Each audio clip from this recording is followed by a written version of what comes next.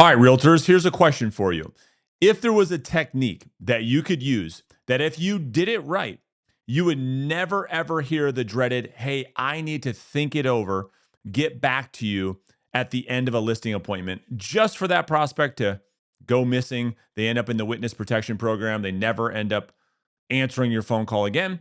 Well, the reality is there is something you can do about it. And if you do what I'm going to show you in this video, not only will you never hear the dreaded TIO ever again, but you will also close 100% of your listing appointments. Now, what do I mean by closing 100% of your listing appointments?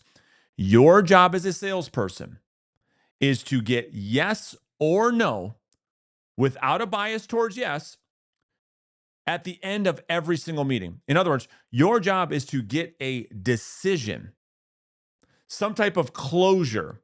And I think if we're being honest, and I see this all the time with the agents that I work with, is that they're playing the chase game. They show up at listing appointments, they throw up all over the seller. Then the seller says, okay, great. I really enjoyed our time today. I need to think it over and we'll get back to you, which is disguised for as soon as you leave my house, I'm going to block your number and never call you again. And so, how do we get to the truth? All right. So, everything we're going to walk you through in today's video, you can get in my brand new script book. I'll put a link in the description. You can download that after you're done watching this video. All right. So, the first thing that we have to do at a listing appointment is to properly have what we call, with the agents that I work with, an upfront agreement. An upfront agreement is essentially how you close, not at the end, but at the beginning of a conversation or a presentation. And better yet, why don't we replace the word presentation in this video, in this context, with the word conversation? So we'll replace presentations with conversations. So the first thing that we really want to do is, people always talk about like set good expectations, but I mean, if we're being honest, do you like to have expectations of other people's set on you? No, nobody likes that. What works a lot better is to have an agreement that is mutually agreed upon.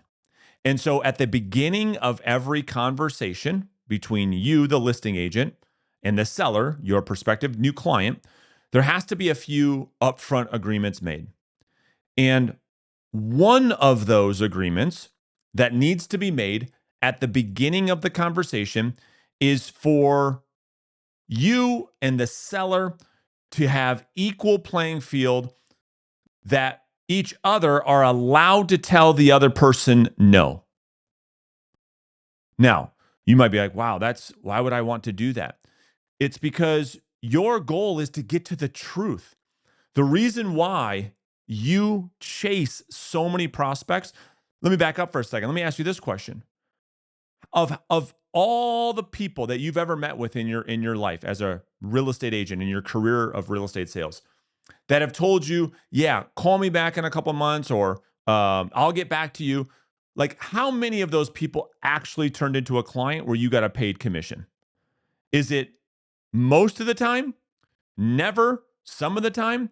And if you're being very honest, I can just hear some of you, yeah, Brandon, I get it. I get some. I know you might get some. If you do enough of anything, you might get a little bit. But the reality is, for the vast majority of the time, when you play that chase game, you don't end up converting. It's the 80-20. 80-90% of the time, it ends up nowhere. Why? Because you're chasing counterfeit interest. And you get counterfeit interest from prospects because you don't make it safe for prospects to shoot you straight.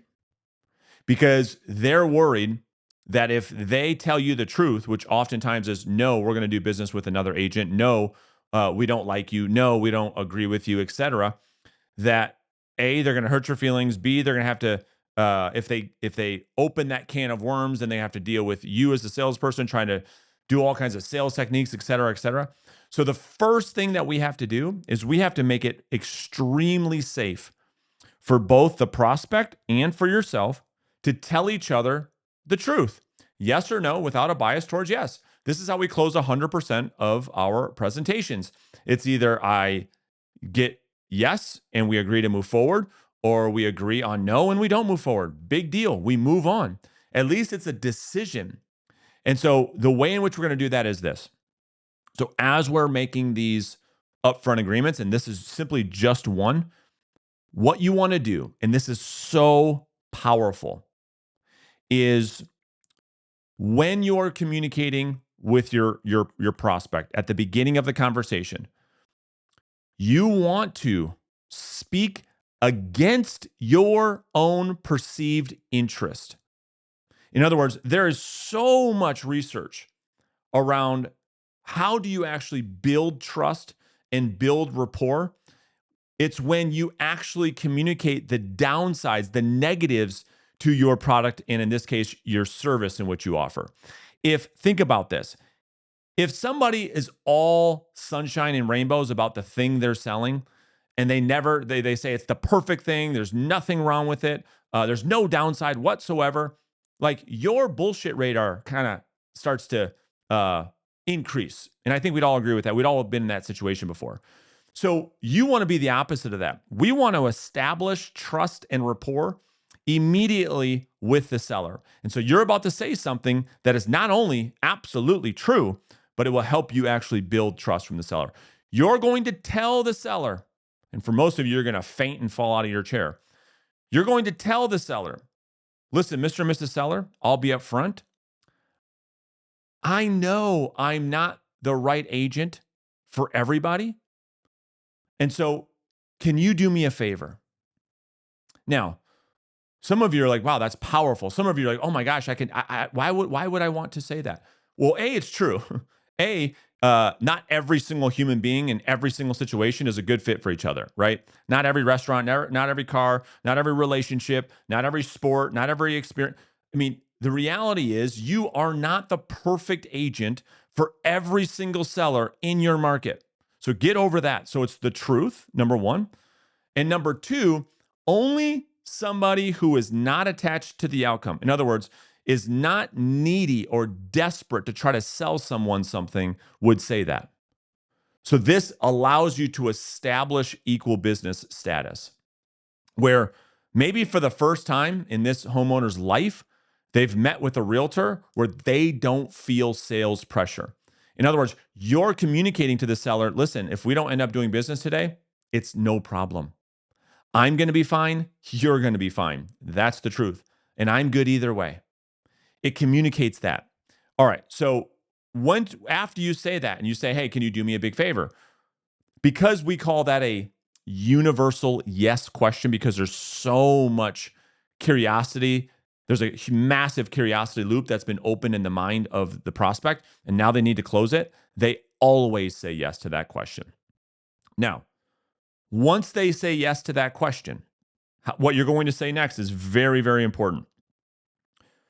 You're going to say, Mr. and Mrs. Seller, if at any point during our conversation today, you just get the feeling, for whatever reason, that I'm simply just not the agent for you.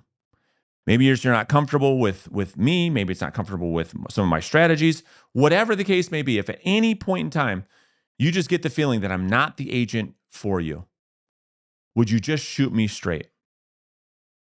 And every prospect's going to say, yes, absolutely.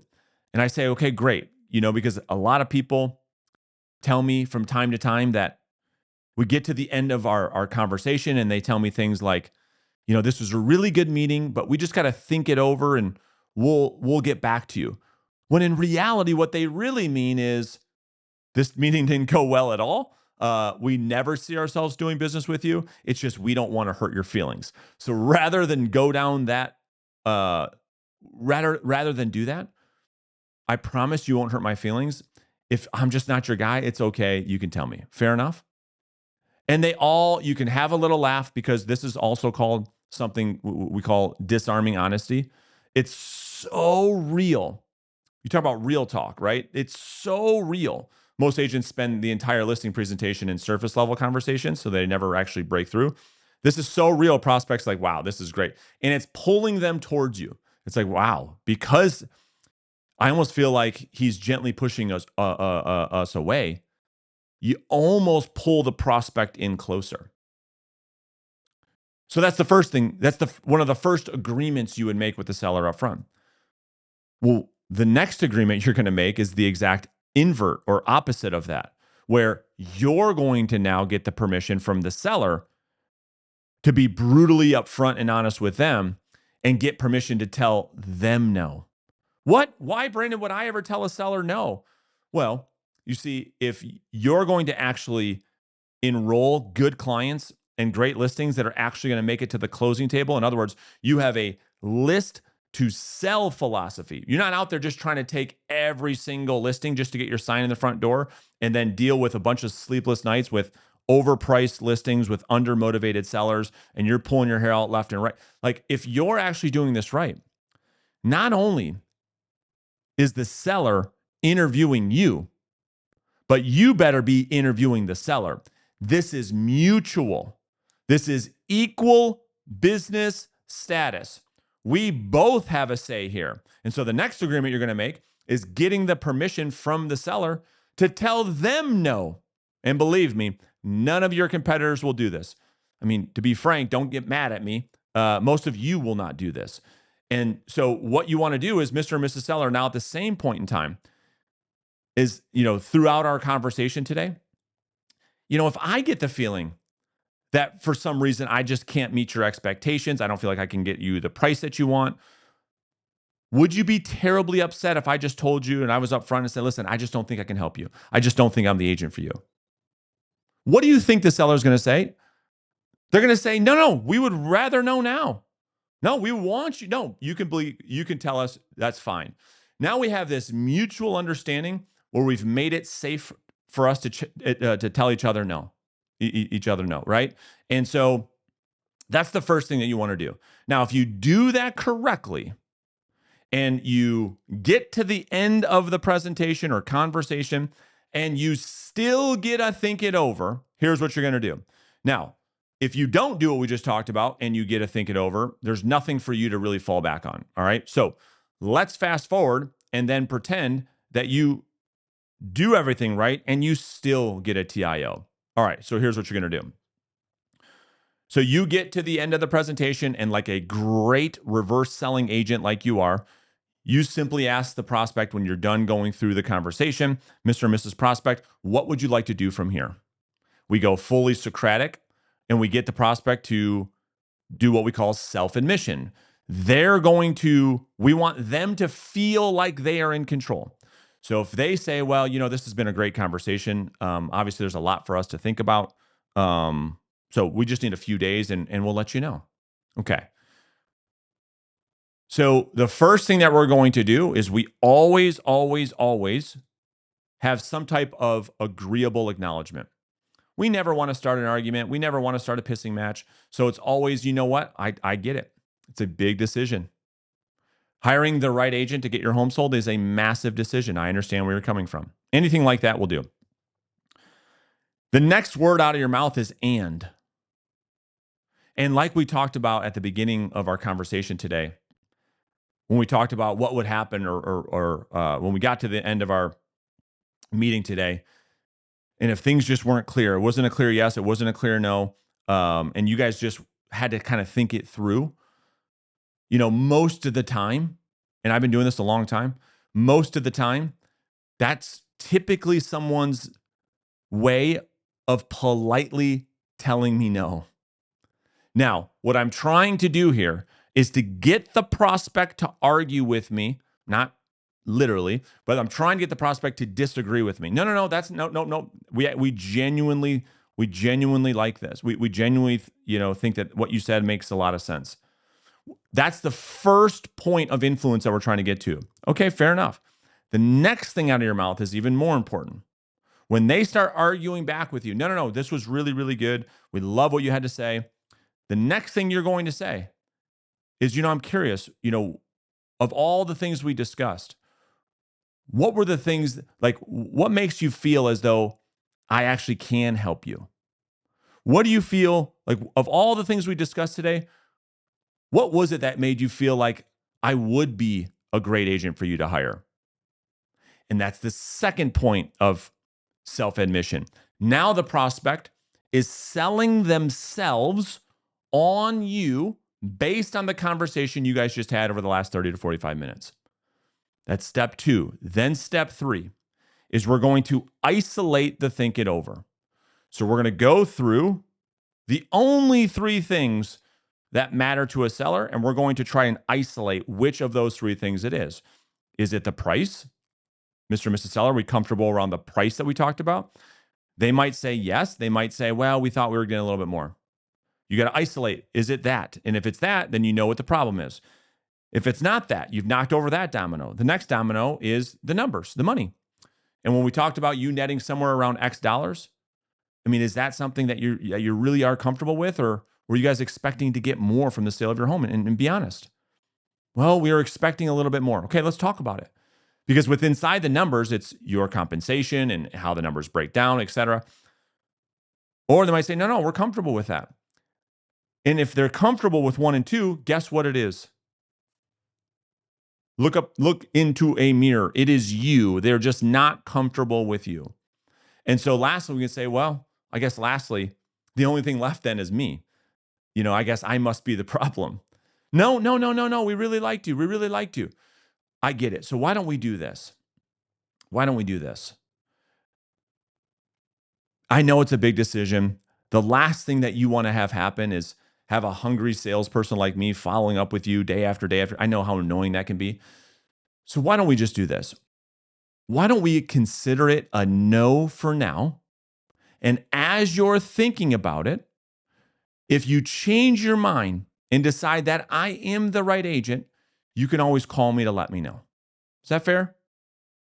Yeah, but listen, it's not a no. I understand. But for me, I don't want to leave here thinking that, I just don't want to be the annoying person who just follows up every day. Did you make a decision? You don't want that. I don't want that. And so this is you owning the decision. So if they can't come to a decision, you can make the decision for them. And some of you might say, wow, that sounds really, really risky. No, what we're doing is we're going for the no. And the more you go for no, what do you think happens?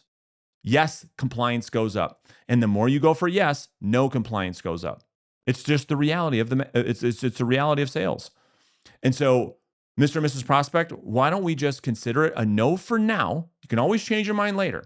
So if in the next day or 2 you decide, you know what, we do want to hire you, Brandon, we do want to move forward, just call me. I would love the opportunity to serve you guys. I really believe that I can get this property sold at the price that we talked about, under the terms that we talked about. I have no doubt in my ability to perform. But you guys got to come to that decision on your own. And I shake their hand and I own that decision. If you can do this, if you can really, really do this, then you will never have to live and think it over and chase land ever again.